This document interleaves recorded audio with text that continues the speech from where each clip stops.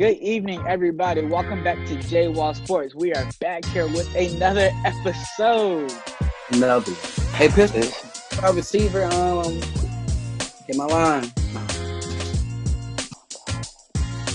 Hit my line. What is up with you in this?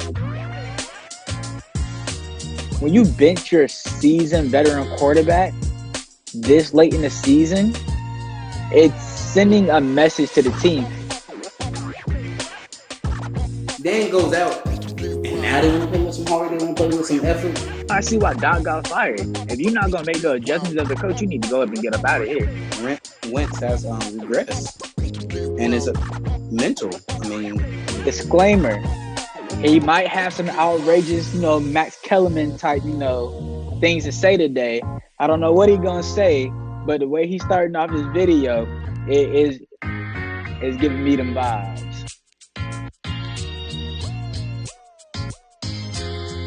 What's up, J Wall Sport fans? Welcome back to another episode.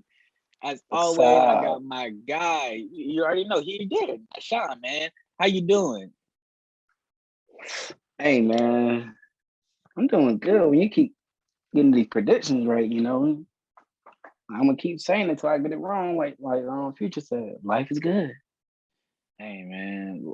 For nice Sean, he is 100% correct. Life is good for him. For me, life is bad. I'm down bad right now. The Raiders folded on me, man. The Raiders voted on me. And, we just gonna go ahead and we gonna talk about that. So the Raiders lost 28-14. They were down 21-0 in the first half. They were down 21-0. It was a really bad show from Derek Carr and the Ravens. So I'm not 100% mad at the outcome. I'm mad at the fact that I was so close. Like, we were tied. We were both tied at 9-6, and it didn't work out for me. And I dropped 9-7. I'm 0-3 for the predictions right now. So I'm a little down bad right now. I Couldn't thought be I was me. gonna go 16-0. I was talking my junk on Instagram. I was like, yo, I feel like I'm gonna go 16-0 this week. Cause it was a really simple week though. I mean, keep it a band me. It was a really simple week. Man, looking back at the results, obviously not.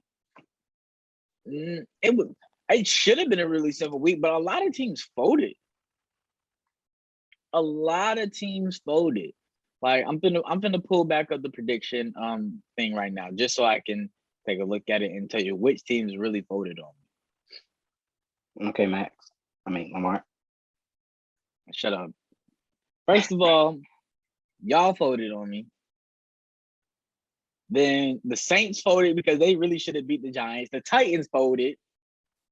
But the Titans didn't have Julio or AJ Brown, and that didn't come out till later in the week. It did. But the Titans folded. The Rams folded hard. It's I like knew that was coming. I did not think the Rams was gonna fold that hard. Kyler That Murray got looked really hard. good. They folded hard, bro. I wasn't expecting them to fall hard. I was expecting them to lose, but I wouldn't have been mad if it was a close game, but you folded like that though. Like, so everybody go ahead, give Sean his round of applause.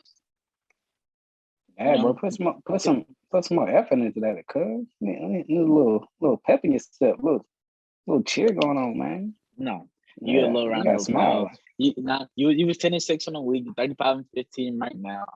28-20, 9-7 on the week. So I'm not doing so bad. I had a very great bounce back from week 2 for my back-to-back week. So it's not so bad. It's not so bad. I'm gonna make a comeback. It's a long season, so I'm not worried. It's a long season. Hey, We got playoffs. what if I go 16-0? You're not gonna go 16. Yeah, You're not gonna go man. 16. But We all know you ain't, but you ain't got to pray on my downfall. yeah. Speaking on preying on people's downfalls, quarterback Cam Newton has had his downfall preyed on a lot by some people. And Shannon Sharp As you guys know, Shannon Sharp, he is on Undisputed, and is a former Hall of Famer. He said that last night during the game that Cam Newton could be doing a better job than what Mac is doing right now. So, now, Sean, do you agree with Shannon Sharp? Man, I honestly don't know. This is kind of tricky question because these quarterbacks are really different. So they offer different kind of game styles, different kind of schemes, different kind of play calling. And in my opinion, Mac Jones, he looked good last night. He was able to exploit the Bucs secondaries who have a lot of injuries. And through the first 4 weeks of the season, already has over 1,000 yards passing, and he doesn't have a number one receiver. So for the weapons that he has, and he doesn't have a run game either. So it's not bad, but Cam offers something a little different. He offers a run game. He can run the ball himself. That he can make it easier for the running backs to find lanes and do other things. And he's also kind of familiar with some of the receivers on the team as well. And he had two reliable tight ends in Johnny Smith and Hunter Henry, who can throw the ball to, but we never got the opportunity to see that happen. So I don't know if he will be a better fit because we haven't seen it. But I honestly believe Cam's not, I don't want to say a good fit, but he wasn't like a perfect fit for the England system coming to 20 years of Tom Brady. I do believe Cam will be better somewhere else. Shout out to the 85 South Show. I was watching an episode. Why don't you send Cam back home to the Falcons? Because I don't say Matt Ryan's not doing the job. He's doing more than his job. But he deserves to go to somewhere else where he can at least have a chance to win. And maybe see Cam turn around the organization. But I'm not going to sit here and say I agree or disagree because, we never got to see year two, and year one was so messed up with Cam having COVID and missing weeks. And we never got to see Cam be Cam or the new version of Cam based off the injuries and everything. So I'm not going to say I agree or disagree, but it is what it is. You're not going to say you agree or disagree, but I'm going to tell you, I agree 100% on what Shannon Sharp said. Like you said, Mac Jones is good, but he makes those simple mistakes that are changing the course of a game. And this team is really good. Like, this Patriots team is really good. This is a playoff team. They just don't have a playoff quarterback yet. I understand he's a rookie, but if you had Cam, he's able to make those same throws that Mac Jones can make, but you have a bigger repertoire of a playbook because Cam can run the ball. People take what Cam did last year and they say that, he's washed. He don't got it no more. But in actuality, like, athletes, especially professional athletes, they have trouble coming back from COVID. I mean, it's not one player that I've watched during that whole entire pandemic in the NBA, WNBA, the NFL, the MLB, boxing, MMA, the UFC. Like, when people get COVID, they all come back and have to say the same thing. Like, yo, my win is not the same. My win is not there, and it's hard to do your sport on a professional level when you can't breathe normally how you've been trained to breathe your entire life. Right. Before COVID, and I take the first three games for Cam, but that's before he caught COVID. He was 2-1. He threw for 155 his first game, 397 in the second game, and 162 in the third game. The first game that was against the Dolphins, he had 155 yards, 15 of 19 completions, 2 rushing touchdowns, and he led the team in rushing with 75 yards. Against the Seahawks in game 2, he had 397 yards, was 30 for 44 in passing, had 1 passing touchdown, 1 rushing touchdown, and again, he led the team in rushing yards. In his third game against the Raiders, he had 162 yards, 17 of 28 passing, and he only had 1 touchdown in that game. In 3 games, he had 714 yards, 714 passing yards, a 68% completion percentage, 5 touchdowns, and 2 interceptions. And keep in mind, for that 2020 season during the pandemic, the Patriots had the most players opt out of the season out of any team in the NFL. Now, let's look at Mac Jones for this year. In 4 games, and I'm not going to give you every game statistic. I'll just break his down to those 4 games. In 4 games, he had 1,012 yards. He has a 70% completion percentage. He has 4 touchdowns, 4 interceptions. You telling me if Cam Newton wasn't in this game right now for this team, that this Patriots team would have more wins than they do right now, because they're currently 1-4. I think maybe they drop against the Buccaneers, but I do not think they're going to drop against the Dolphins. I don't think they're going to drop against the Saints either, and they already won against the Jets, which I think Cam Newton, that game wouldn't even be close. So you're telling me, and Cam Newton's 3 games compared to the Mac Jones 4 games. And yes, people, I understand he is a rookie, but we're comparing the two. So I gotta compare the two, and I gotta be critiqued on them. You're telling me that with less yards, 300 less yards, actually, I'm sorry, 298 less yards, a lower completion percentage, and he had more touchdowns and less interceptions. But that's before COVID. After COVID, it was a bunch of problems, and he talked about it on multiple different stream platforms. He talked about it on I Am Athlete. The team kept going, and he had to catch up. Yeah, I remember that I Am Athlete episode. Yeah, it's like if you miss the bus and you running behind the bus, like the bus driver's still going, and you still got to catch up, and they just gonna keep going. No matter how much ground you make up, that bus is gonna keep going.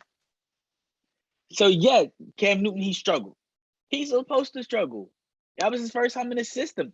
Year 2 was going to be his year, and he was going to bounce back like nobody expected him to bounce back, but he never got that opportunity. And I understand why, because I'm big on if you draft a rookie quarterback high, and they drafted Mac Jones high, you put him in immediately, and you evaluate him to see what you have.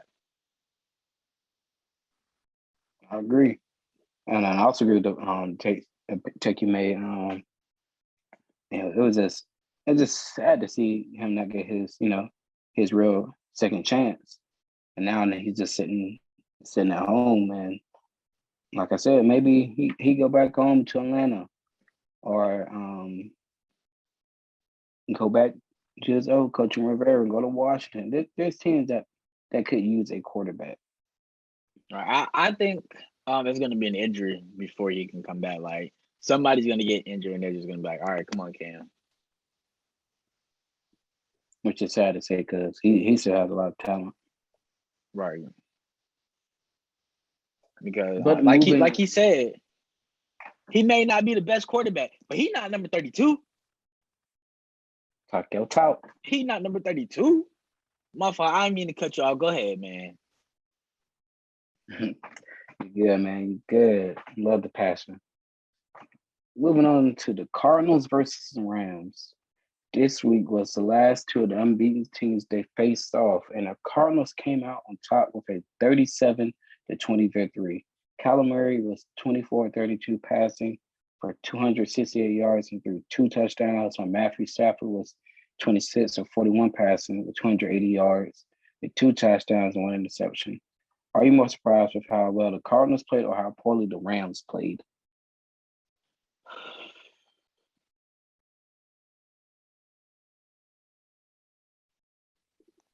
I came on here Thursday, right? We was live on the Colorcast app. If you guys don't know, we are live on the Colorcast app every Thursday, 12 o'clock. Tune in. Link will be in the description below. But I came on here last Thursday and said I will not make the same mistake of going against Matthew Stafford. Well, going with Matthew Stafford was a mistake. They stunk it up. The Cardinals defense must have heard what I said when I talked down on them on Thursday. And I said they weren't going to stop nothing because they didn't stop nothing against my Vikings. And I think my Vikings have a pretty average offense right now. I was more shocked on how the Rams played. I mean, the Rams had 10 drives, and the Rams had 10 total drives, and they only had 5 times in the red zone that they were in. The 5 times they were in the red zone, and they only scored 2 touchdowns. I mean, the two early turnovers that led to touchdowns on both times ultimately is what got them behind in the game. I mean, we praise the Rams defense so much, but they didn't have the offense that much. I mean, out of 9 drives that the Cardinals had, the Rams allowed them to score on 7 of them. So overall, I just wasn't happy with how anybody played, and I was very let down about the Rams. Yeah, man. For those that don't know, I predicted the Cardinals win this game. Just shout out to myself for being who I am. But I'm surprised how poorly the Rams play. I thought it was going to be a real close battle, given that it was a divisional matchup. But hey, man, the Cardinals look like they're for real. Kyler Murray's doing his thing, and this team has a run game. If you have a run game and you have a mobile quarterback, things are going to look good for you. And they have some weapons on the outside. They have AJ Green, DeAndre Hopkins, Rondale Moore is a speedster. Christian Kirk has been in the system a couple of years. And this offense is the number one offense in the league so far. And the defense looks good as well. But in this game, if you look at the Rams' schedule, they play again on Thursday. And it's another divisional matchup against the Seahawks. So it's kind of like a pick your poison kind of thing. So it's like, do you want to showcase what you may need for a team that, can really sway the outcome of where you being placed in the playoffs? Or do you see where they're at? Let them, I want to say bash on your head, but you really get to pick apart. They did. But you kind of get to pick apart and see what they're really good at. So next time you meet them like down on the road, you know what their game plan is and how you can stop it. And you can kind of see it. Teams, they may not play everybody or have them play, all 4 quarters. Like on Thursday when Carolina played the Texans a couple of weeks ago, they kind of, once they got the lead, they kind of reserved and play reserved and kind of let things go. And I feel like maybe they just kind of let that happen after they saw they got down big and was like, all right, we're gonna rest up. Got another game Thursday. But this run game for the Cardinals is looking for real. They had over 100 yards rushing in all 4 games, and they had a 216 yards against the Rams defense rushing the ball. And they stopped Leonard Fournette last week when they played the Bucs, but the Cardinals had their way. And like I said, if they have a run game with a mobile quarterback, anything is possible. Kyler Murray looks great. He's playing out of his mind right now. Yeah, man. Kyler Murray, he looks really good. I'm shocked. Like that year 2 to year 3 leap is like, whoa. Like he's the real deal, man. He's really the real deal. That is like, wow. Yeah, man. But let's go ahead and see what your Vikings talking about. How'd your boys do this week? Who'd y'all play? Let's see. We played the Browns. Play the Browns. So let me tell you what went wrong with that game, and I noticed this like in the first half and I told you this on Thursday. The key to us winning games is the run game. Dalvin Cook is the key for us.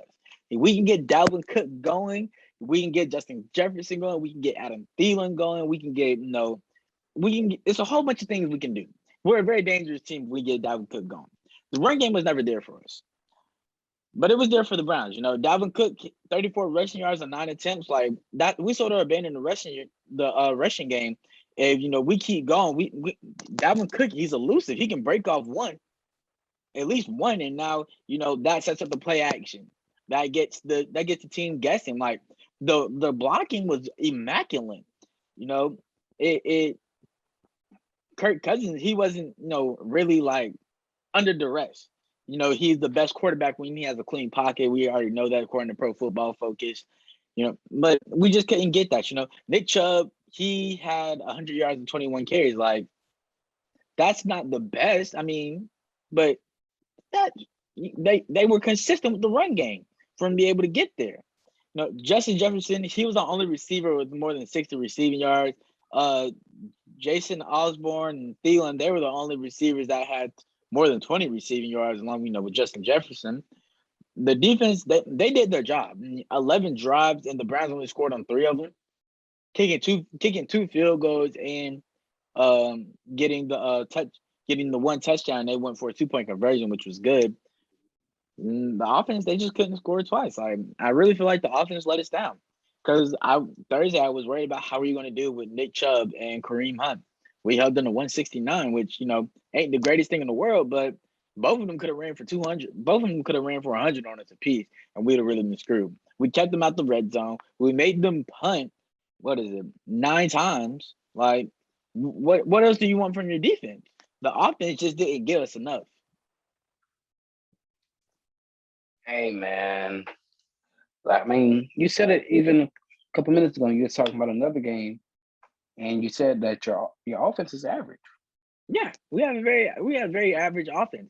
We have if one thing is not going for us, then it's SLL for us. But like if you got a team like not the Patriots, tripping, the Buccaneers. If you got a team like the Buccaneers or the Chiefs, like if their run game isn't going, they can have a dynamic quarterback that's good enough to get the passing game going to open up the running game. We have to open up the running game we have to start out with the running game to open up the passing. So we're a little backwards from some of those like elite quarterbacks and elite teams, but I mean, my quarterback he's playing a lot better. I mean, I think that game was his first interception. So I mean, 4 games with no interception. We go every 4 games with no interception. By time we get to week 17, that's what 4, 8, 12, 16. That's 4 interceptions on the year. I can live with that. So my quarterback is not. Oh, he's not. He's a lot better than what he was. I can tell you that much. There, he's a lot better than what he was, and he's taking a lot of strides. I just think that we need to. I think there we go. We lost Kyle Rudolph. Kyle Rudolph was a great target for him. He can get those first downs. He can get those red zone opportunities for us that we missed a little. So if we can find if we can find another tight end, and then we can like keep this defense up because our defense is a little old, but we have a really good defense, a really strong defense. If we can keep up that defense, try to draft some players, trade for some players, here and there, just so like we have some young pieces that can keep the defensive energy going. I think in the next two years, I think we can really make a really strong playoff push. Yeah, man. I mean, like I said before, it was going to come down to the Browns defense if they can hold y'all, and they have $2 on our front line with Jadeveon Clowney and Myles Garrett. And I told you it was going to be hard to run the ball against them, and stats don't lie. So it was hard, and you got to give props to the Browns defense. They have the second-ranked defense in the league, only allowing 250 yards a game so far. And y'all have some weapons in Adam Thielen and Justin Jefferson.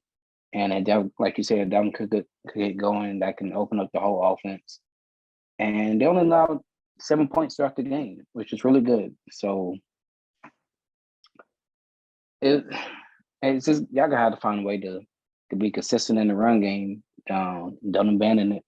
Y'all did get the ball to I don't know how to pronounce his first name, but Madison. He had 10 carries, only like 20 yards throughout the game. So maybe y'all need to strictly go down and give Calvin some more touches, or I don't know how y'all want to get him more involved into the game. But I mean, like Dalvin is he's so dangerous. Like how Christian McCaffrey is dangerous. Dalvin Cook is like that kind of dangerous because Christian McCaffrey, he can that check down and he'll get you 10 to 15 yards. Dalvin Cook can do the same thing. I just don't think we utilized him the way we should have to open things up. Because I also told you on Thursday, like if we don't get the run game going, I feel like we can make him effective with checkdowns. But we didn't make him effective with checkdowns either because he didn't have a lot of receiving yards either. Yeah, man, you just gotta give props to the Browns defense on that. They man, played really well against the game. The Chiefs, and slow down Mahomes, and if they can slow down Mahomes, they definitely can slow down this average Vikings team. So no shade intended, but that I was kind know. of shade. I can say average, but it sounds so bad coming from somebody else. Yeah, I mean, when you 1-3, I know, man. It's gonna be a struggling year, but we have a very tough schedule. I mean, like I said, we play the playoff team every week, and I'm not saying we play no wild card team. We play playoff teams that can make a deep run. No, Browns are AFC Championship last year. Cardinals, we see how legit they are after this win against the Rams. They're going to go to the championship game. If not, I'm going to be shocked. I mean, that's crazy. I mean, I forget who we played in like week 2 and week 1, but we played Seattle in week 1. Play the Browns in week. No, we played Seattle in week 2. Play the Browns in week 3. I don't know. Don't make me lie to you. It's been playoff teams all around though, and it's gonna be playoff teams like continuing. So it's gonna be, like I said, it's gonna be a struggling season for us, but it's gonna be a season of growth too. For our next topic, we will have a guest on the show. We have Keith McBride from Keith's Hot Takes. Keith, man, how you doing today? I'm doing real good after that smacking my Cowboys got the Panthers yesterday. oh Woo, man, man, he started already. And speaking of oh it, man, now Sean, your Panthers, they did travel to Dallas to take on the Cowboys, which is Keith's team, where they came up short due to a monster game from Ezekiel Elliott, which I personally think was the difference maker in it. Ezekiel Elliott had 143 rushing yards on 20 carries, and he scored 1 touchdown. Now, Sean, you said on Thursday that you had the confidence and your team to stop Zeke because you guys are able to stop Alvin Kamara. Just tell us what happened. hey man, we just came out flat second half, and that's when they really started to impose the run game, make it hard on the defense. And Dallas has a great line. I knew it wasn't going to be an easy task to stop Zeke at all. This given the way Zeke is built, it was going to be hard tackling him for 4 quarters and slowing him down is going to be a tall task in itself. But the offensive line for Dallas played really well, and like I said, we came out flat the second half, and that third quarter, offensively and defensively, Dallas came out and was ready to rock and roll. And man, that's how it goes sometimes. Keith, man, I know you were excited, especially after the year the Cowboys had last year. They looked really good. They bounced back a lot. And the year before that, and the year before that, and the year before that. Okay. Keith, man, talk to us about that and the win. year before that. I mean, things are different now. That's all I got to say. Things are different But now. it like, yeah. Those 2 key interceptions from Sam Darnold, though, like those are pretty big. And Trayvon Diggs, like a lot of people are really starting to understand, who he is and how dangerous he is.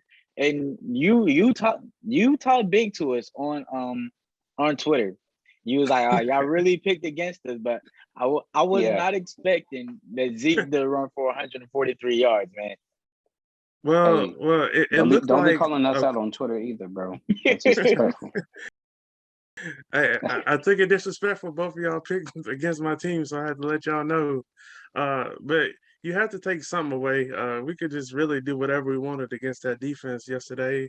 We could run it, pass it. It was just pick our poison, really. So I mean, they had to take something away, and they didn't. So I mean, I really think we dominated them in the trenches.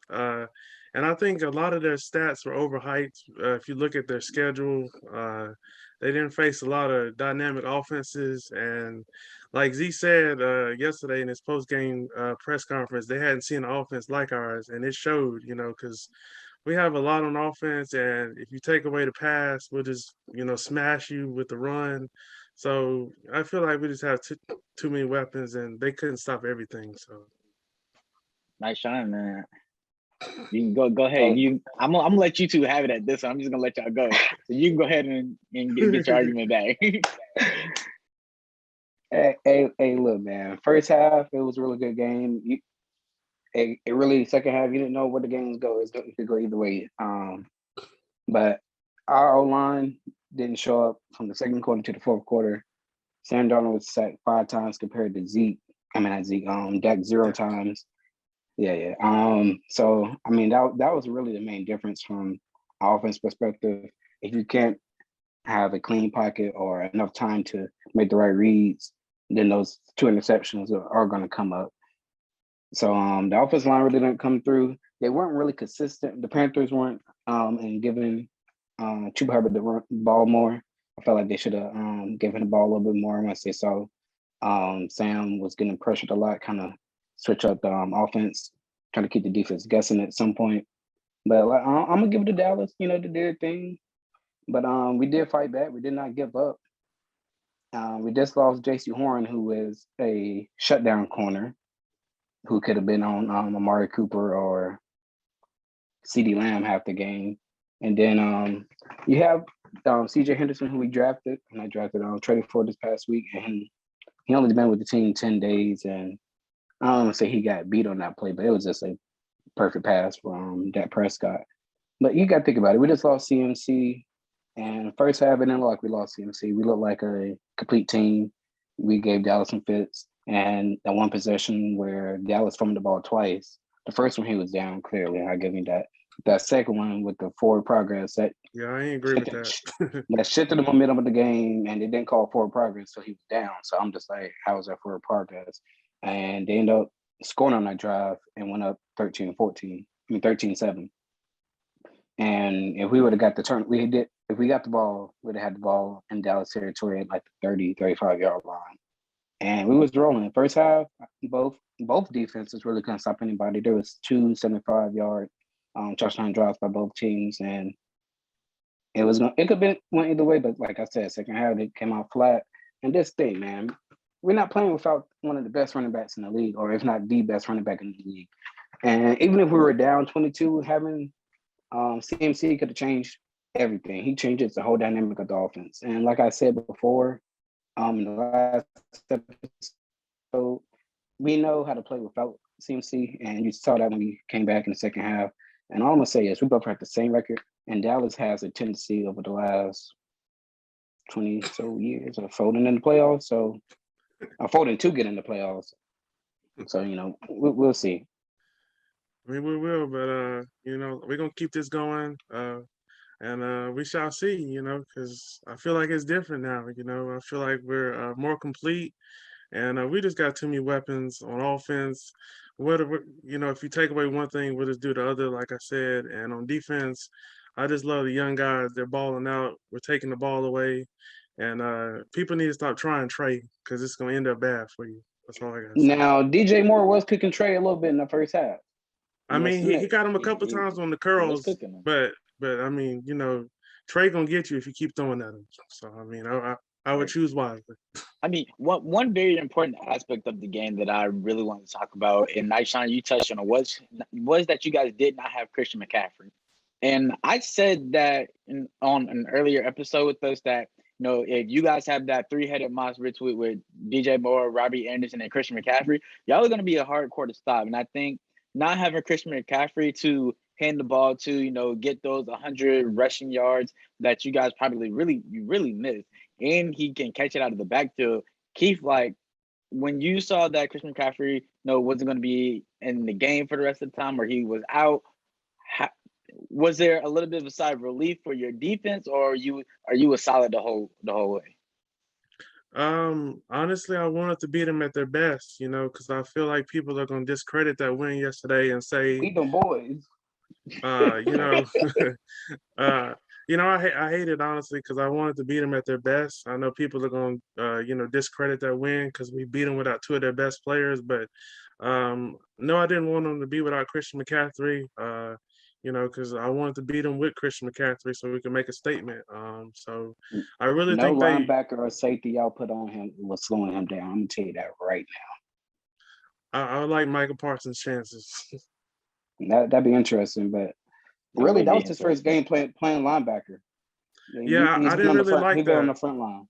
I wanted him to be on the DN. I didn't really like that. But I feel like it's good if you mix it. But I liked him, at DN, because I feel like it's hard to block him. And I I don't really think y'all's offensive line is that good, and I think that's going to be a No, it's weakness. not. It Um, is. It's been on this for a couple of years now, and they um, really need to fix that. yeah, but I really liked how y'all use DJ Moore out of the backfield. I think that's something y'all could, because he's like a running back, so I feel like y'all got away from that because y'all were very balanced. We really couldn't tell what was happening in the first half, and then in the second half, we just really turned it up, and the hot boys just started eating. So, that was the difference. Yeah, y'all applied a lot of pressure to Sam in the second half, and that led to that first interception, and all props to Trayvon Diggs on the second one. He dropped that pass perfectly. So I mean, yeah, you could yeah, tell it was third down. We were blitzing, so it was coming out hot. So I mean, it was gonna be something quick. So you know, Right. but like I said, like I told you on Twitter, you never replied back when I said we got the same record for the I people. mean that's true. I mean, I was just happy we took y'all O. I wanted to be the first one to get y'all that O. Take that O away. Yeah. So Great teams bounce back. I mean, y'all For got sure. the no offense, Lamarck, but I mean y'all got the Eagles and Vikings up next, so I expect y'all to bounce back and beat them. Hey, first of all, what you're not gonna do, you're not gonna try to talk about my Vikings like that. Because hey, look, we won in 3, but we haven't lost by more than a touchdown yet. And we play playoff teams every week. That's true. I feel like they'll win. Those 2 games. And another thing I think that hurt the Panthers was we stayed ahead of the chains, and I feel like you don't want to get behind the chains against those pass rushers because they can just peel their ears back and just rush the quarterback. So I feel like that's important if you want to not have to deal with their pass rush. You just have to stay ahead of the chains. Yeah, but like I said in the last episode, Chuba Hubbard, I believe they had to give him the ball a little bit more. He was able to break off a couple plays and pick up first downs, and they kind of went away from that. They kind of went one dimensional and just straight up passing the ball like that. You got to keep the defense guessing, and he's Christian McCaffrey-esque in a way. He can catch the ball, he can run the ball, run to the hole. He was the leading rusher in 2019 in college. So he definitely can run the ball. I think they just need to commit to him a little bit more. But hey, man, we're going to bounce back. And, I'm going to let you have this little dub right now. And you know how y'all Cowboys fans go. We them boys, kind of thing. We're going to go to the game of the day, which was last night. Mac Jones versus Tom Brady, and Tom Brady's return to New England. As I predicted, the game between the Patriots and the Buccaneers was much closer than people were going to predict it to be. Tom Brady and Mac Jones went back and forth with each other, but in the end, Tom Brady came up on top due to Nick Folk missing a 56-yard field goal. Tom Brady finished the game with 269 yards passing on 22 of 43, 0 touchdowns, while Mac Jones had 275 yards passing, 1 of 40 completions, 2 touchdowns, and 1 interception. Who had a better game? Keith, I'm gonna let you take that one first. I feel like Mac Jones did because Tom Brady was missing on a lot of throws, and I don't know if it was the emotions or what, but like Tom Brady was off, and in the red zone they struggled, which was surprising. With all the weapons they have, I feel like Mac Jones did a better job last night. But I guess it was a lot for Tom Brady going back to Foxborough, and he was kind of a little revved up, and I feel like the rain had a lot to do with it. Him being off, and I don't think he had a great connection with his other tight ends, Brait and OJ Howard, because he missed Brait a couple times early in the game, and those are some throws Brady normally doesn't miss. And Mac Jones, he got to deal with a banged up Bucks secondary. So I feel like they just abandoned the run and they were just like, let's just throw it because I think they had -1 yards rushing. So they just started attacking the Bucks' weakness, which is the secondary, and they just said forget about the run. And if Levante Davis doesn't tip that ball, Myers probably runs for a while on that third down before that 56-yarder, and that probably could have gave him an easier field goal. I think they should have probably went for it. In those conditions, I wouldn't have tried a field goal that long. I don't know, but I guess if you don't get it, it looks really bad that you didn't try it. But in those conditions, I wouldn't want my kicker kicking it that far in those New England conditions. No, thank you. I mean, they was gonna lose regardless. You was gonna get Tom Brady the ball back with a minute left. Like they was gonna lose regardless. Yeah, Like, geez. No, yeah. but I agree with you, Keith. Matt Jones had the better day for me, and it really wasn't like hard at all because Matt Jones, he had 275 passing yards, which was more than Tom Brady. He had a 77 completion percentage, while Tom Brady had a 51 completion percentage. Matt Jones scored 2 touchdowns, while Tom Brady put up a goose egg in that category. Matt Jones, he also put up a goose egg in the category, but that was interceptions, while Tom Brady, he filled that stat with one interception.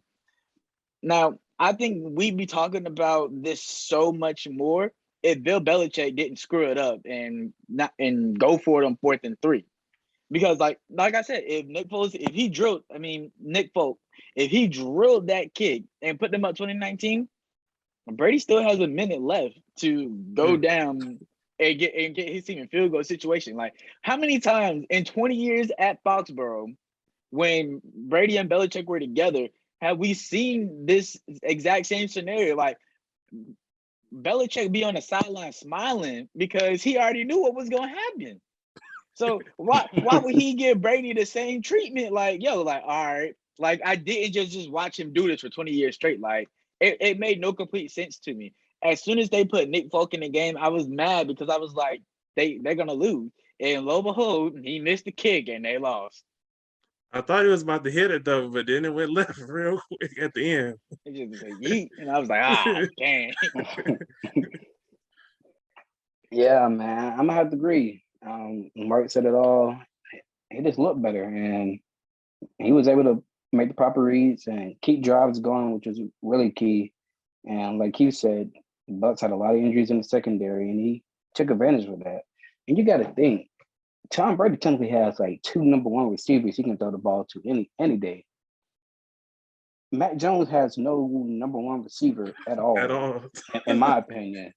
And he was able to. Ain't no 2 number 1s over there. The tight end's opinion. tough. John O. Smith, he's tough, but they don't have no. Okay, yeah. They're tight end. Their tight end is tough. That's where it stops at. Yeah, that's where it stops at. And he was able to make some really tough passes, some really great passes where it needed to be. And like I said, it kept the drive going. So I mean, he played well when first thing wasn't there. He was going through his reads properly, dumping it off, picking up easy yards, give the Patriots third and manageable, which is what you needed, especially with the conditions going on. I mean, Matt Jones looked really good, and I just want to give my flowers to myself. Like I said, the game was going to be much closer than people expected. The Patriots defense showed up. Like I said, like you said, the weather was a major key. There's a lot of the drop passes going on, but they almost capitalized on an opportunity to beat Brady. So, right. I mean, Judon was huge. That tackle couldn't block him for nothing. He was getting to Brady. I think that also affected Brady. He had a lot of pressure on him. So yeah, right. we all know Brady don't like any kind of pressure. Nope. I know when Brady gets some pressure, he just go ahead and just. That's the key. If you want to stop Tom Brady, you got to heat him up. Yeah, and this is exactly what he did. He folded last night, and then Bill Belichick just went and folded with him. Like they was on sync they was on page last night. Like if they would have been on page like that for the past 20 years, Brady still might be in New England. They both just was gonna fold together. Like I don't know if he would have stayed really there with that receiving core. Look, it's Brady though. Brady would have made that receiving core work. Now, I'm not saying Super Bowl receiving core will work, but he'd have made some playoffs. He would have went faded off into back to his wife and kids at home very ever so nicely, and we still call him the GOAT. Hey, that was an excellent play call on third down. I just got to give it up to the Bucks defense and Levante David making that deflection because, like Keith said, he had some room. He was gonna run. Made that, and definitely made it a manageable field goal, or kept the drive going and come down. If they came down to put 7 on Brady and forced him to come down and score a touchdown, That would have been ooh. And let's not Mac forget, Jones was in a position to do something that no young quarterback has done yet, and that's beat Tom Brady. And Belichick was like, man, I sort of like Brady. I can't let him do that.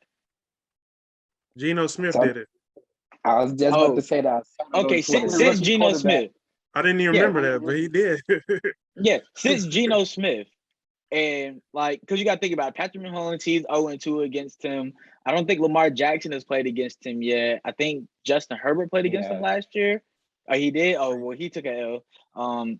Then and I know Justin Herbert, he took an L last year. Like, no young quarterback has been able to beat Tom Brady yet. And Mac Jones was the closest. Well, I can't say the closest because Patrick Mahomes was close, and then Brady did a game-winning drive with like a minute 30 left.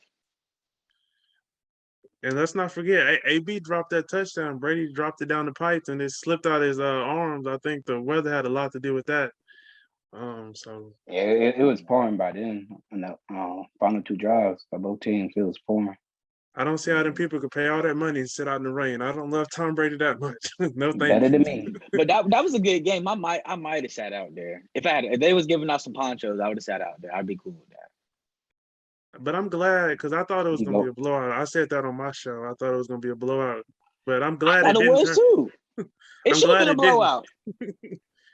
Maybe on dry conditions it may have, but I'm glad it didn't because I wanted to watch and enjoy the game. So my whole thing about it was I said that Brady needed to go out there. He needed to throw for 500 yards and beat him by like 14 because the debate of who, and I did an article then on this on Talking Point Sports, is the debate on who is, who gets the more credit for the Patriots dynasty was still like up in the air. Like a lot of people want to give, Tom Brady more of the credit, but I think last night proved that Bill Belichick deserves a lot more of that credit than what people have been, alluding to, because he held Tom Brady to 269.